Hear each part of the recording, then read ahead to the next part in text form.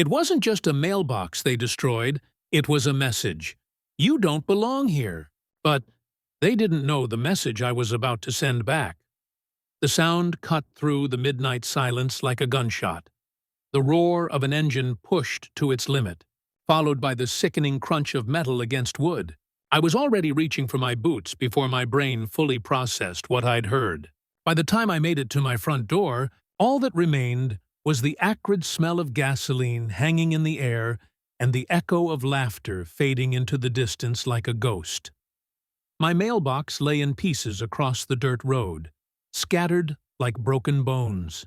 The wooden post had splintered clean through, and the metal box itself was twisted beyond recognition, its red flag hanging limp like a surrender I refused to wave. This wasn't the first time. Hell, it wasn't even the 10th. I stood there in my bare feet, feeling the cool Texas earth between my toes, and let the rage build slow and steady in my chest. Behind me, the screen door creaked open. "Uncle Marcus?" My nephew Jamal's voice was small, scared. At 8 years old, he'd already seen more than any child should have to. They did it again, didn't they? I turned to see him standing in the doorway, his superhero pajamas making him look even smaller against the vast darkness of our ranch. His eyes, so much like his mother's, my sister who'd passed 3 years ago, were wide with a mixture of fear and confusion that broke my heart every single time. "Yeah, little man," I said, kneeling down to his level. "They did it again, but why?" The question came out in a whisper, as if saying it too loud might summon them back. "Why do they keep breaking our mailbox?" How do you explain hatred to a child? How do you tell an 8-year-old that there are people in this world who see his skin color and decide he doesn't deserve to feel safe in his own home? I'd been wrestling with that question for months now, ever since the harassment started. Some people, I said carefully, don't like when others are different from them, and instead of trying to understand, they try to make those people go away. Are we gonna go away? The question hit me like a physical blow. I looked into those innocent eyes and saw the fear that had been growing there for months. The way he flinched when cars drove by too fast. How he'd started asking to check the mail with me as if his presence might somehow protect it. "No," I said, my voice firm as granite. "We're not going anywhere. This is our home." But even as I said the words, I could feel the weight of what we were up against. The so-called HOA cops, that's what they called themselves, though they had about as much legal authority as a mall security guard. 3 men in their 40s and 50s who'd bought matching black SUVs and plastic badges from some online costume store. They patrolled our rural neighborhood like they owned it, enforcing rules that didn't exist and terrorizing anyone who didn't fit their narrow vision of who belonged. The ringleader was Dale Hutchinson, a man whose gut spilled over his belt and whose face was permanently flushed red from too much beer and too much anger.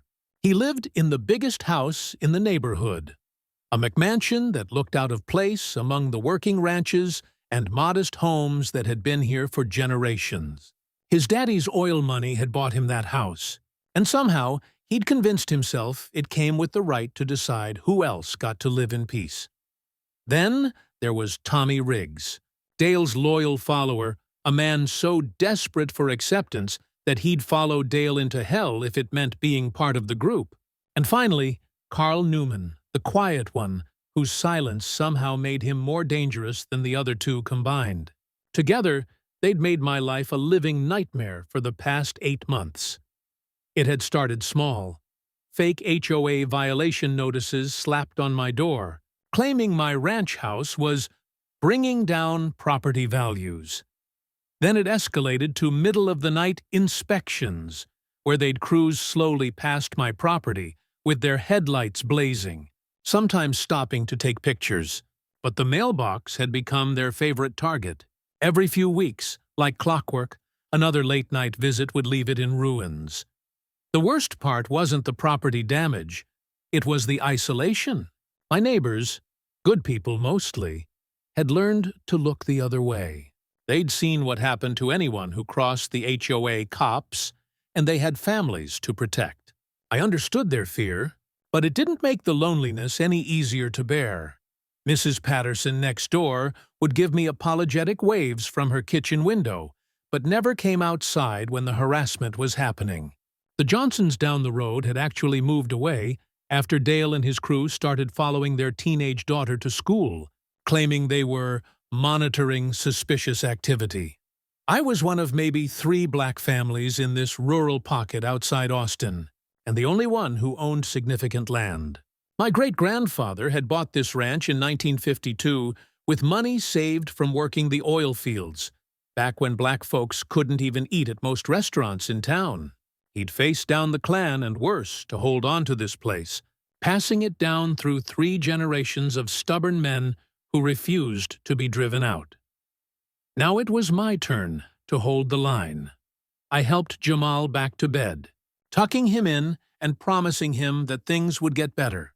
But as I stood in my living room afterward, looking out at the destroyed mailbox illuminated by my porch light, I felt something shift inside me. The anger was still there, burning hot and righteous, but it was joined now by something else. A cold, calculating determination. For months, I'd been playing defense, replacing mailboxes and filing police reports that went nowhere. The sheriff's department was spread thin across the county, and somehow Dale's complaints about suspicious activity on my property always seemed to carry more weight than my reports of actual vandalism and harassment. But sitting there in the dark, listening to Jamal's soft breathing from the next room, I realized I was done being a victim. These men thought they could terrorize me because they believed I had no recourse, no way to fight back that wouldn't make things worse. They'd counted on my fear, my desire to protect my nephew, my knowledge that the system wasn't built to protect people who looked like me. They'd made one crucial miscalculation. I walked to my desk and pulled out a yellow legal pad, the kind I'd used back in my engineering days before I'd inherited the ranch. At the top of the page, I wrote a single word: plan. For the first time in months, I smiled. The next time they hit it, I whispered to the darkness, "It'll be the last time." They didn't just want to break my mailbox. They wanted to break me. 3 days later, I was installing my 4th replacement mailbox when Dale Hutchinson's black SUV rolled to a stop at the end of my driveway. The engine idled like a predator's growl as I continued working, forcing myself to move with deliberate calm even though every muscle in my body had gone rigid. Through my peripheral vision, I could see Dale behind the wheel, his meaty face split by that trademark smirk. Tommy Riggs sat in the passenger seat, phone raised, recording me like I was some kind of zoo animal. In the back seat, Carl Newman's pale eyes watched everything with the cold intensity of a snake. "Awful lot of mailboxes for one man," Dale called out, his voice carrying that fake-friendly tone that made my skin crawl. "You having trouble keeping them up? Having trouble keeping them up?" I didn't respond, just continued tightening the bolts that secured the new wooden post to its concrete base. The sound of my wrench was the only answer I gave, each turn deliberate and steady. "Maybe you should invest in something sturdier," Tommy added with a laugh that sounded like glass breaking. "These country roads can be dangerous at night." The threat was crystal clear, but it was delivered with enough plausible deniability that any police report would look like paranoia. They'd perfected this game over months of practice, and they knew it. I finished with the mailbox and straightened up, meeting Dale's eyes directly for the first time. His smirk widened. "You have a good day now, Marcus," he said, my name dripping from his mouth like something distasteful. The SUV pulled away slowly, kicking up dust that settled on my freshly installed mailbox like a promise. That evening, I found a manila envelope tucked under my windshield wiper. Inside was a fake HOA violation notice, professionally printed with an official-looking letterhead. The charges were absurd. Excessive noise from livestock. I didn't own any livestock. unauthorized vehicle parking, my truck was in my own driveway, and failure to maintain landscaping standards. My yard was better kept than most in the neighborhood. The fine amount at the bottom made my blood boil. $2,400, a handwritten note was paper-clipped to the bottom. Payment due in 30 days or further action will be taken. Neighborhood Safety Committee. I crumpled the paper and threw it in the trash, but I couldn't shake the feeling that this was escalation. They were creating a paper trail, building towards something bigger. 2 weeks later, I found out what. I was fixing a section of fence when I heard the familiar rumble of engines. But this time, it wasn't just one SUV, it was all three of them, moving in formation down the dirt road like some kind of military convoy. They stopped in front of my property and just sat there, engines running. For nearly an hour, Jamal was at school, thank God. But I could see Mrs. Patterson peeking through her curtains before quickly pulling them shut. The message was clear. Look what we can do. Look how powerless you are. That night, they took their usual swipe at the mailbox. But this time, they did something new. Instead of just destroying it, they dragged the broken pieces down the road for nearly a quarter mile, leaving a trail of wood and metal scattered like breadcrumbs. The next morning, I found children from the school bus stop playing with the debris, turning my humiliation into their entertainment. The HOA meeting that month was held in the community center, a low-slung building that served as the social hub for our scattered neighborhood. I'd never attended one before, hadn't even known they existed until Dale's fake notices started arriving. But something about the way my latest mailbox had been destroyed, the calculated cruelty of it, had pushed me past my breaking point. The room was packed with maybe 40 neighbors, most of whom avoided my eyes when I walked in. Dale stood at the front like a king holding court, flanked by Tommy and Carl in their ridiculous security company polo shirts. The fake badges clipped to their belts caught the fluorescent light. "Dangerous element in our community," Dale was saying as I found a seat in the back. "Property values are at risk when certain individuals refuse to follow basic community standards." He didn't say my name, but every eye in the room knew who he was talking about. I stood up. The room went dead silent. Dale's face flushed even redder, but his smirk never wavered. "Something you'd like to share, Marcus?" he asked, my name again sounding like profanity in his mouth. "Yeah," I said, my voice carrying clearly through the room. "I'd like to know what gives you the authority to fine me for violations I never committed. I'd like to know why my mailbox gets destroyed every few weeks and the police reports disappear into thin air. And I'd especially like to know why you think wearing a fake badge and driving around in matching SUVs makes you anything more than a bunch of middle-aged men playing cops and robbers." The silence stretched like a taut wire. A few neighbors shifted uncomfortably, but no one spoke up. I could see it in their faces, the mixture of sympathy and fear that had kept them quiet for months. Dale's smirk finally slipped. "I think you're out of line," he said, his voice tight with barely controlled rage.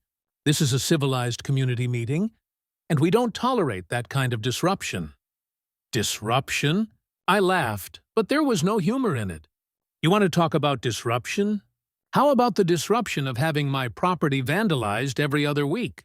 How about the disruption of my 8-year-old nephew being too scared to play in his own yard?" "If you don't like how things are run here," Carl spoke for the first time, his voice flat and emotionless, "maybe you should find somewhere more suitable." The threat hung in the air like smoke. Around the room, neighbors studied their hands, their shoes, anything but my face. I felt the familiar weight of isolation settling on my shoulders, but as I walked toward the door, something crinkled under my foot. I looked down to see a small piece of paper, folded tight. Without thinking, I palmed it and kept walking. It wasn't until I was in my truck that I unfolded the note. The handwriting was shaky, uncertain. "They won't stop, but I'll help you. A friend." For the first time in months, I didn't feel completely alone. That night, I sat on my porch with a beer and watched the empty road. Somewhere out there, Dale and his crew were probably planning their next move, drunk on their own power and the community's fear. They thought they had me beaten, thought they could wear me down until I packed up and left like the Johnsons had. They were wrong. I thought about my great-grandfather, about the stories my daddy used to tell of the old man standing on this same porch with a shotgun across his knees, daring anyone to try and take what was his. That was a different time, when the enemies wore white hoods and the threats were carved into burning crosses. These enemies wore polo shirts and fake badges, but the hatred was the same. The desire to drive out anyone who didn't fit their vision of who belonged was as old as the land itself. But I wasn't my great-grandfather, and this wasn't 1952. I was an engineer, trained to solve problems with precision and planning. If they wanted a fight, they were about to get one. But it would be fought on my terms. I finished my beer and stood up, looking out at the spot where my mailbox would stand tomorrow. Already, I could see it in my mind. Not the flimsy wooden post and basic metal box I'd been replacing over and over, but something else entirely. Something that would send a message of my own. If they wanted a fight, I said to the darkness, I'd give them one they'd never forget. If they wanted to play demolition derby with my mailbox, they were about to meet the fortress I built in silence. The idea came to me at 3 a.m, jolting me awake like lightning. I'd been dreaming about my engineering days, about the reinforced concrete barriers we'd designed to stop runaway, vehicles from plowing into buildings, the mathematics of force distribution, the physics of impact resistance. It all crystallized into a single, beautiful vision. I sat up in bed, my heart racing with the kind of excitement I hadn't felt in years. Dale and his crew thought they were dealing with a victim, someone who would keep replacing mailboxes until he finally gave up and moved away. They had no idea they were about to face an engineer with time, resources, and a burning need for justice. The next morning, I drove to Austin under the pretense of picking up ranch supplies. But my real destination was Morrison Steel Works, a fabrication shop I'd worked with during my consulting days. The owner, Big Jim Morrison, was a bear of a man with arms like tree trunks and a handshake that could crack bones. "Marcus Washington," he boomed when I walked through the door. "Haven't seen you since the pipeline project. What brings you to my little corner of hell?" I laid out my plans on his workbench, sketches I'd been refining since dawn. Jim studied them with the serious attention he gave to all engineering problems, his massive fingers tracing the lines with surprising delicacy. "This is for a mailbox?" he asked, raising an eyebrow. "A very special mailbox." He looked at me for a long moment, taking in the set of my jaw and the determination in my eyes. Jim had worked construction in Texas for 40 years. He'd seen every kind of harassment and intimidation the trade had to offer. "Son," he said finally, "I don't know what kind of trouble you're having, but this thing you're drawing here, this could stop a semi-truck." "That's the idea." Jim's weathered face split into a grin. "Well, hell. When do you need it?" We worked out the details over the next hour. The outer shell would look like an ordinary rural mailbox, slightly oversized maybe, but nothing that would attract attention. Inside, however, would be a core of solid steel surrounded by concrete. The whole assembly mounted to a post that went 4 feet underground and was anchored with a concrete plug that would take a bulldozer to move. "You want this delivered?" Jim asked. "No, I'll pick it up myself." "And Jim, this stays between us." He nodded, understanding passing between us without words. "Give me 2 weeks." While Jim worked on the mailbox, I had my own preparations to make. The first stop was an electronics store in Austin, where I bought a high-definition security camera system with night vision and motion detection. The second stop was a hardware store for the materials I'd need to build concealed mounts and run power lines. But My most important stop was the county courthouse. I'd been doing research since the night of the community meeting, and I'd discovered something interesting about our neighborhood's legal status. Despite Dale's claims about HOA authority, our area had never been formally incorporated as a homeowners association.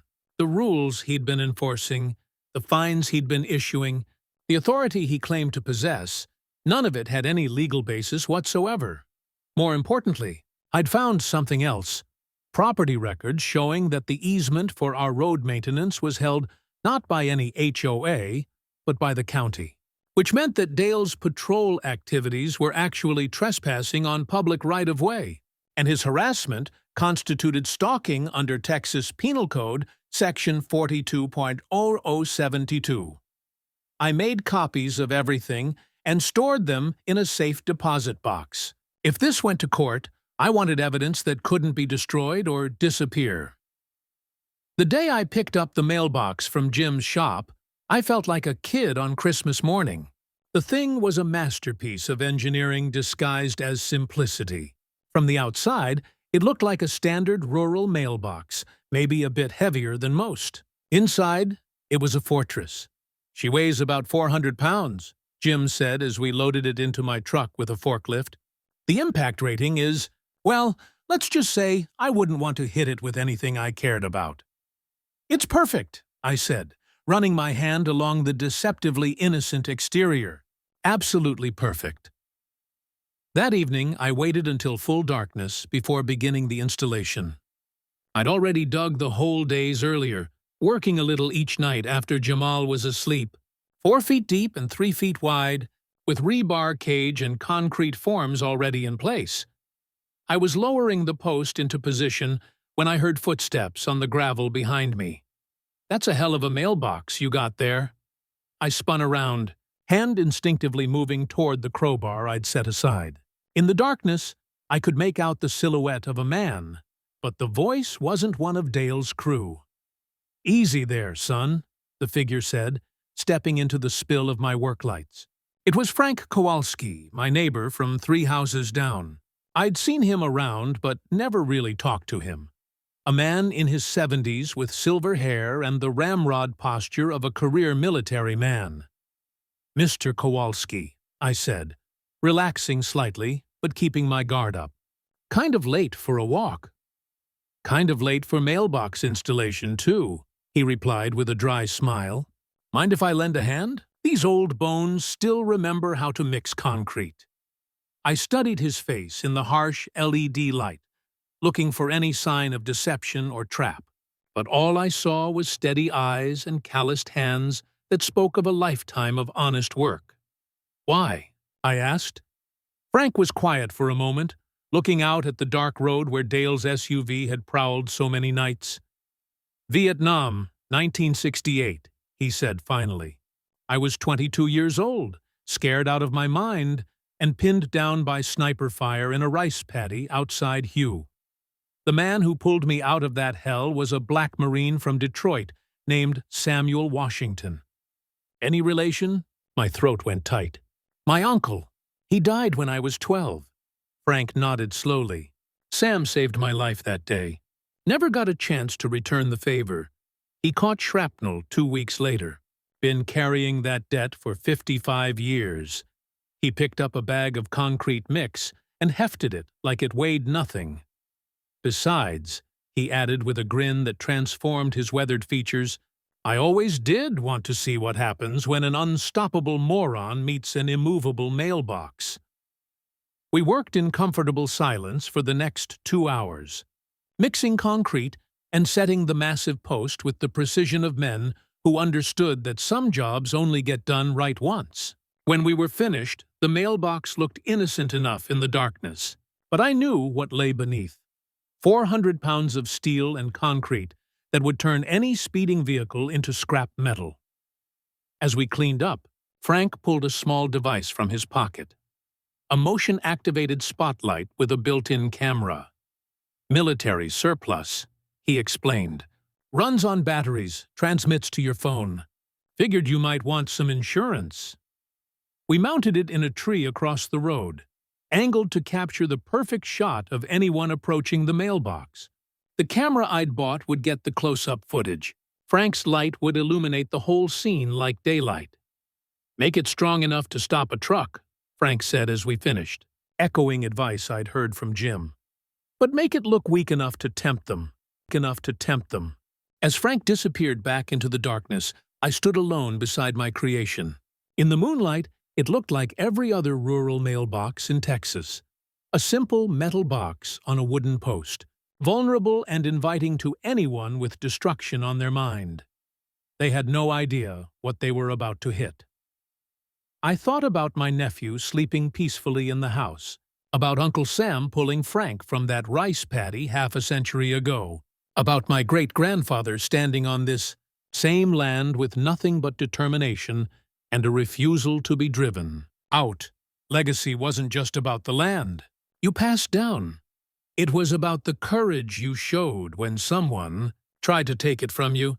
I ran my hand along the innocent-looking mailbox one final time, feeling the steel core beneath the painted metal skin. "Now come and try me," I whispered to the darkness. The night they finally hit it. The sound was like justice exploding in the dark. For 2 weeks, nothing happened. Every night, I'd lie in bed, listening for the familiar rumble of engines, the sound that had become the soundtrack to my insomnia. But the road stayed quiet, and my fortress of a mailbox stood untouched, looking deceptively vulnerable in the pale morning light.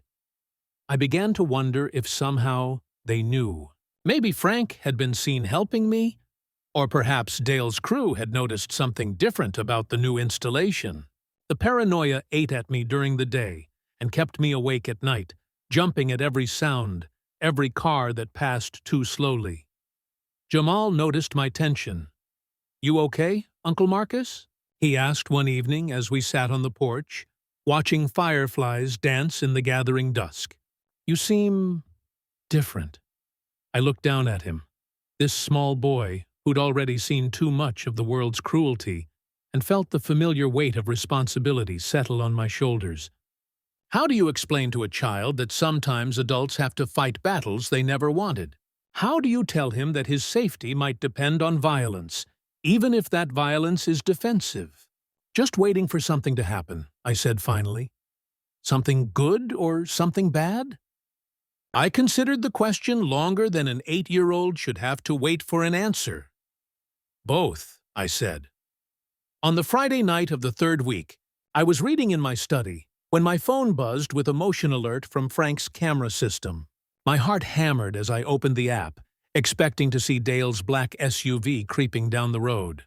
Instead, it was Mrs. Patterson's teenage grandson walking home from a friend's house. False alarm. But as I set the phone aside, I noticed something else. Headlights in the distance, moving fast. Too fast for the narrow dirt road that led past our properties. I killed the lights in my study and moved to the window, watching as 2 vehicles approached in tight formation. Dale's SUV was in the lead, with Tommy's truck close behind. No sign of Carl's vehicle, but that didn't mean he wasn't part of whatever they had planned. They'd been quiet for weeks, letting me think maybe the harassment had stopped. I should have known better. They slowed as they passed my driveway, and I could see Dale's face illuminated by the glow of his dashboard. He was smiling, not the fake friendly smirk he wore in public, but something uglier, more predatory. The smile of a man about to hurt someone. They continued down the road, past Mrs. Patterson's house, past the Kowalski place, and disappeared around the bend. But I knew they'd be back. This felt different from their usual drive-bys, more purposeful. They were scouting, planning, working up the courage for whatever they had in mind. I checked on Jamal, sound asleep, sprawled across his bed with a comic book still clutched in one small fist. Then I settled into the chair by my bedroom window and waited. The attack came at 2:17 a.m. The first sound was distant, engines revving somewhere down the road, the mechanical growl of vehicles being pushed to their limits. Then headlights swept across my bedroom wall, as they made the turn onto my section of road, moving fast and getting faster. My phone buzzed frantically as motion sensors triggered one after another. I opened the camera app and watched Dale's SUV accelerating toward my mailbox like a guided missile, Tommy's truck right behind it. They weren't just planning to hit it. They were going to obliterate it, turn it into scattered debris that I'd spend hours cleaning up. For a moment, I felt a flicker of doubt. What if I'd miscalculated? What if the impact was too severe? What if someone got seriously hurt? These men might be bullies and cowards, but they were still human beings.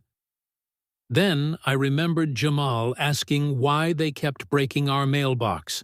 The fear in his eyes, the way he flinched every time a car drove by too fast. The doubt evaporated like morning mist.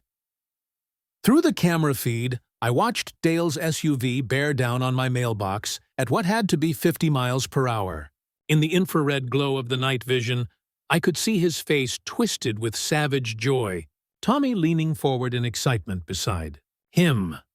They had no idea what they were about to hit. The impact was spectacular. Dale's SUV struck the mailbox, dead center with a sound like a bomb going off. Metal screaming against metal, glass exploding, the shriek of brakes as physics took over and momentum became the enemy. The mailbox didn't budge. Not an inch. It might as well have been carved from the bedrock itself. But the SUV crumpled like a tin can. The hood folded back on itself, the windshield spider-webbed and then exploded outward in a shower of safety glass. Steam poured from the ruptured radiator, and the distinctive smell of gasoline and hot metal filled the night air. The vehicle spun sideways from the impact and came to rest at an awkward angle, its front end completely destroyed. Tommy's truck, following too close behind, locked up its brakes and skidded to a stop just feet from the wreckage. Through the camera feed, I could see both men stumbling out of Dale's ruined SUV, dazed and disoriented. Dale's face was covered in blood from flying glass, and Tommy was limping badly as he rushed to help his friend. But the most beautiful sight of all was my mailbox, standing exactly where I'd placed it 3 weeks ago, without so much as a scratch on its innocent-looking exterior. Within minutes, porch lights were flickering on up and down the road. Mrs. Patterson appeared at her front door in her housecoat. Then Frank Kowalski emerged from his house with what looked suspiciously like a military field medical kit. Other neighbors I barely knew materialized from the darkness, drawn by the sound of the crash and the smell of disaster, and they were all recording. Phone cameras captured everything. Dale's bleeding face, the completely destroyed SUV, the mailbox standing tall and undamaged like a monument to justice. Tommy's wild-eyed explanations about swerving to miss a deer were met with skeptical stares from neighbors who'd watched this harassment campaign unfold for months. I waited until the crowd had gathered, until I was sure there were plenty of witnesses, before stepping onto my front porch. The conversations died as I appeared, arms crossed, wearing nothing but pajama pants, and the kind of calm satisfaction that comes from watching a plan work perfectly. Dale looked up at me. From where he sat on Tommy's tailgate, blood still trickling from the cuts on his face, and I saw the exact moment when he realized what had happened. His eyes went wide with rage and humiliation as the truth sank in. He'd been outsmarted, outplanned, and thoroughly defeated by the man he'd spent months trying to terrorize. In front of the entire neighborhood, no less. "Guess you picked the wrong mailbox," I said into the silence. The words carried clearly in the night air, and I saw several neighbors smile despite themselves. Mrs. Patterson actually laughed, a quick, involuntary sound that she quickly smothered behind her hand. But the damage was done. The spell of fear that Dale and his crew had cast over our community was broken, shattered as completely as his SUV's windshield. By dawn, the story would be spreading through the county like wildfire. The HOA cops, who'd terrorized a quiet rural neighborhood, had finally met their match in a mailbox that fought back. Social media would do the rest, turning Dale Hutchinson from a feared bully into a laughingstock whose incompetence was measured in twisted metal and shattered glass. As the sheriff's deputies arrived to document the accident and the tow truck hauled away the remains of Dale's pride, I stood beside my unmarked mailbox and felt something I hadn't experienced in months. Peace. The war wasn't over. I knew that. Men like Dale don't give up easily, and the humiliation would only make him more dangerous. But tonight, at least, justice had been served with the precision of an engineer's calculations and the immovable force of 400 pounds of steel and concrete. Tonight, the message was clear. You picked the wrong man to mess with. The next HOA meeting wasn't just a meeting, it was a reckoning. Word of the crash spread through the county faster than I'd expected. By Monday morning, 3 different local news crews had called asking for interviews. The story was too perfect, too poetic. The bullies finally getting their comeuppance. The victim turning the tables with nothing more than engineering, know-how, and unshakable determination. I declined all interviews, but that didn't stop the story from growing. Social media seized on it with the hunger of a community that had been waiting years for someone to stand up to men like Dale Hutchinson. The hashtag #MailboxJustice was trending locally by Tuesday, with photos and videos from the crash scene shared thousands of times. Dale, meanwhile, had retreated to his McMansion like a wounded animal. The official story was still that he'd swerved to avoid a deer, but nobody believed it. His SUV had hit my mailbox dead center at high speed. There was no swerving involved, and the only deer in the area were the ones painted on Frank Kowalski's mailbox 3 houses down.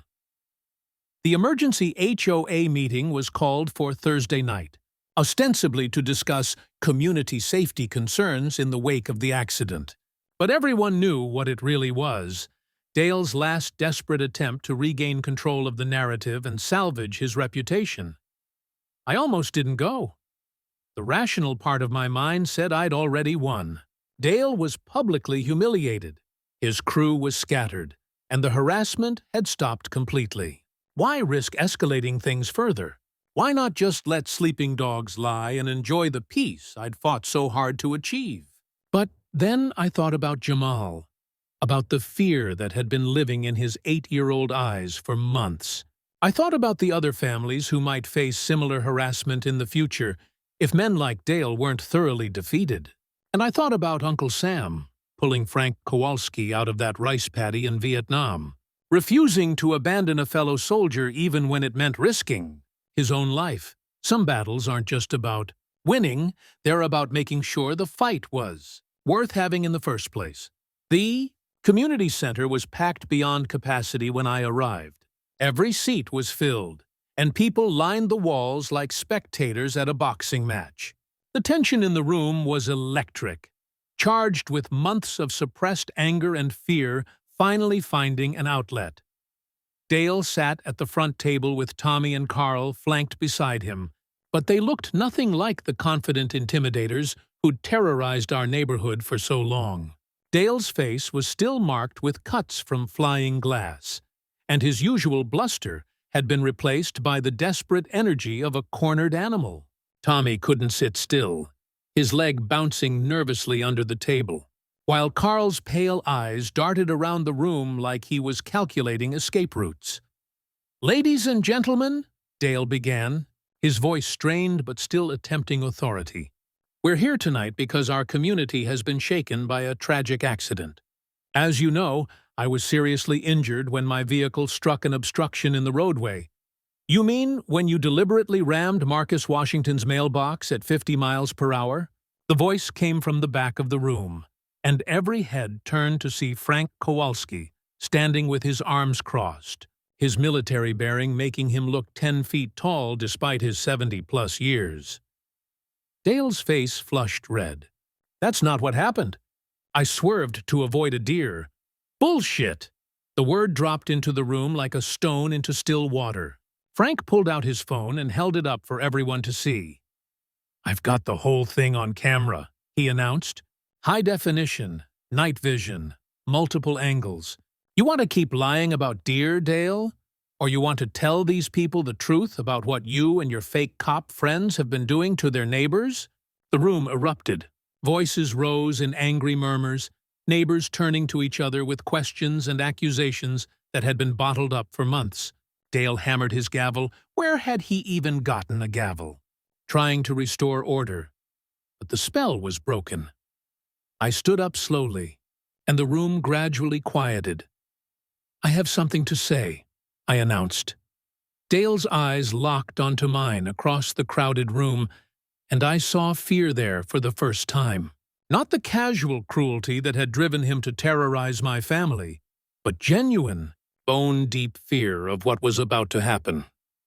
I walked to the front of the room, past dozens of neighbors who'd watched in silence for months, as I was harassed and intimidated. Some looked ashamed, others curious, but all of them were finally paying attention. I plugged a flash drive into the community center's ancient projector system.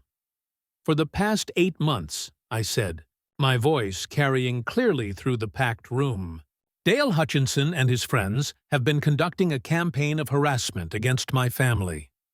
They've destroyed my property, issued fake fines with no legal authority, and terrorized my 8-year-old nephew with middle-of-the-night patrols designed to intimidate us into leaving." The projector screen flickered to life, showing crystal-clear footage of Dale's SUV accelerating toward my mailbox. But this wasn't the crash. This was from 2 months earlier, showing him deliberately swerving to clip the previous mailbox with his side mirror. Laughing as wooden splinters flew, gasps filled the room. "I've been documenting everything," I continued, clicking through more footage. Every destroyed mailbox, every fake citation, every threatening drive-by. All of it captured on camera. All of it backed up in multiple locations. The next video showed Tommy dragging mailbox debris down the road while Dale filmed it on his phone, both men howling with laughter. Then Carl slapping a fake HOA violation notice on my door at 2 a.m. Then all 3 of them parked outside my house for hours, engines running, headlights pointed at my nephew's bedroom window. The room was dead silent now, except for the sound of the projector fan and the occasional sharp intake of breath, as neighbors saw the full scope of what had been, happening right under their noses. The night they finally decided to destroy my mailbox completely, I said, advancing to the final video. They made one crucial mistake. They assumed I was helpless. They assumed I would just keep replacing mailboxes forever until I finally gave up and moved away. The crash footage played in high definition, showing Dale's face twisted with savage joy in the moments before impact, the spectacular destruction of his SUV, and my mailbox standing completely undamaged afterward. "They were wrong," I said simply. The room stayed silent for a long moment after the video ended. Then someone in the back started clapping. It was Mrs. Patterson, her weathered hands coming together in slow, deliberate applause. Frank joined her. Then the Johnson family, who'd moved back after Dale's crew was publicly humiliated. Then dozens of others until the entire room was filled with the sound of vindication. Dale tried one last time to salvage the situation. "This is clearly a setup," he sputtered. "He built some kind of trap, endangering public safety." "Actually," a new voice interrupted from the doorway, "he built a mailbox." Sheriff Maria Santos walked into the room with 2 deputies flanking her, their presence commanding immediate attention. Santos was a small woman with steel-gray hair and eyes that missed nothing. The first Latina sheriff in county history, and someone with no patience for vigilante justice. "Mr. Hutchinson," she continued, "you and your friends are under arrest for stalking, harassment, vandalism, and filing false police reports. The evidence Mr. Washington provided this afternoon was quite compelling." The deputies moved toward the front table as Dale, Tommy, and Carl sat frozen like deer in headlights. The fake badges they wore suddenly looked like children's toys, pathetic props in a game that had turned deadly serious. "You can't do this," Dale protested, as the handcuffs clicked shut around his wrists. "We were maintaining community standards. We had authority." "You had no authority," Sheriff Santos said flatly. "This area was never incorporated as an HOA. Every fine you issued was fraud. Every patrol you conducted was stalking. Every time you destroyed Mr. Washington's property, it was a felony." As they led Dale and his crew away, the community center erupted in conversation. Neighbors who'd been too afraid to speak up for months suddenly found their voices, sharing stories of intimidation and harassment that painted a picture of systematic abuse spanning years. It turned out my family hadn't been Dale's first target, just his most persistent. Turkey. Hernandez family had moved away after Dale's crew started following their daughter's school bus. The elderly Mr. Chen had stopped walking his dog after they'd cited him for violating non-existent leash laws. Even some of the white families had faced harassment if they didn't conform to Dale's vision of proper neighborhood behavior. Fear had kept everyone isolated, made each family think they were alone. But seeing me fight back and win had broken that isolation forever. As the crowd began to thin out, Frank Kowalski approached me with that slight smile I was learning to recognize. "Your uncle would be proud," he said quietly. "You think so?" "I know so. Takes the same kind of courage to build something they can't break as it does to pull a wounded soldier out of a rice paddy. Different battlefield, same heart." I walked home through the warm Texas night, past my mailbox standing tall and indestructible under the stars. In a few hours, Jamal would wake up and ask about the sounds he'd heard, the commotion that had echoed across our quiet neighborhood. For the first time in months, I'd have good news to share. 3 weeks later, the local paper ran a follow-up story. Dale Hutchinson had pled guilty to multiple felonies and was facing 2 years in prison. Tommy and Carl had accepted plea deals in exchange for testimony about the full scope of their harassment campaign. The fake HOA was officially dissolved, its rules and fines declared null and void by the county attorney. But the story that mattered most to me happened on a Tuesday morning when Jamal asked if he could walk down to check the mail by himself. "You sure?" I asked, watching his face for any sign of the fear that had lived there for so long. "Yeah," he said, with the confidence of a boy who'd learned that sometimes the good guys really do win. "I want to see the mailbox that can't be broken." I watched from the porch as he walked down our driveway, past the spot where Dale's SUV had met its match, past the invisible line where fear had once ruled our lives. He opened the mailbox, still working perfectly despite its trial by combat, and pulled out the day's mail with the casual ease of a child who felt safe in his own home. When he walked back, he was grinning. "Uncle Marcus," he said. "That's the strongest mailbox in the whole world, isn't it?" I knelt down to his level. This boy who'd shown more courage in 8 years than most adults manage in a lifetime, and smiled back. "Yeah, little man," I said. "It is." But as I ran my hand along the mailbox's deceptively ordinary exterior that evening, watching the sunset paint the sky in shades of gold and crimson, I knew the real strength hadn't been in the steel and concrete. It had been in refusing to be driven out, in standing up when standing up seemed impossible, in building something that couldn't be broken no matter how hard the world tried to break it. Sometimes the strongest stand you can take is to build something they can't break.